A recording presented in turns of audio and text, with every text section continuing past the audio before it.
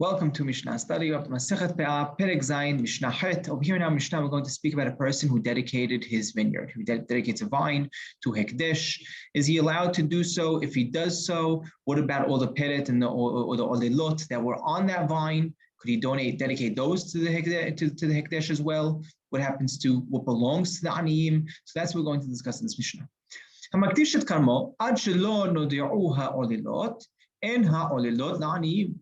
ומשנודעו העוללות לעניים. רבי יוסי אומר, ייתנו שכר גידולים להקדש. ואיזו היא שכחה? בעריס כל שאינו יכול לפשוט את ידו בלי תלה, וברוגליות מי שיעבור ממנה.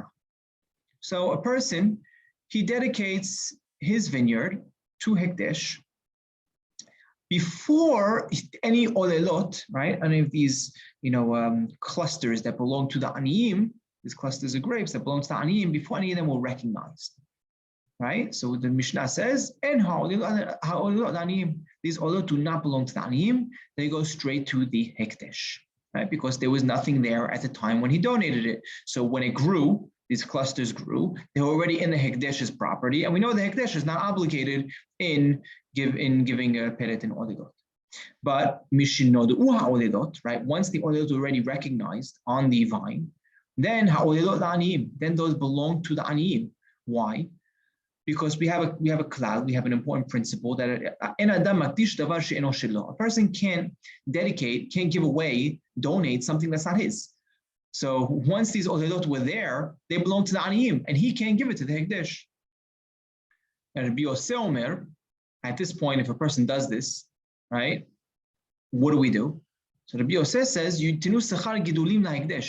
still need to give the value of how much it grew to the hekdesh, right? So let's say the fruit wasn't fully ripe yet when he said it was hekdesh, and then it kept on growing until its ripening stage. So whatever that value was, the person needs to give that value, that monetary value, to the hekdesh. What's considered shikha? Now, generally, when we know there's shikha also by grapes. Now, a person passes the grape. At what point is it considered forgotten? So, be'aris, there's two types of way grapes grow. You see some of them grow on a trellis, right? They'll grow up, and I think most of us are familiar with that, right? They're growing on top of a structure, on top of a trellis. There's also grapes, a vine that will just grow in the ground, right? No one actually lifted onto the trellis, and it's just grapes growing on the ground. Sort of like as you see like gourd and pumpkins growing today.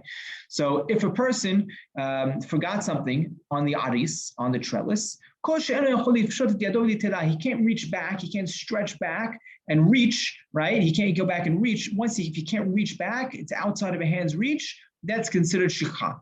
And barogliot, right, the ones in the ground, once he passes it. And Harabam ends off and he says, halacha Rabbi Yossi. Halacha is like Rabbi Yossi, right? That you need to give schar gidulim lahekdesh, the value of how much it grew to the hekdesh.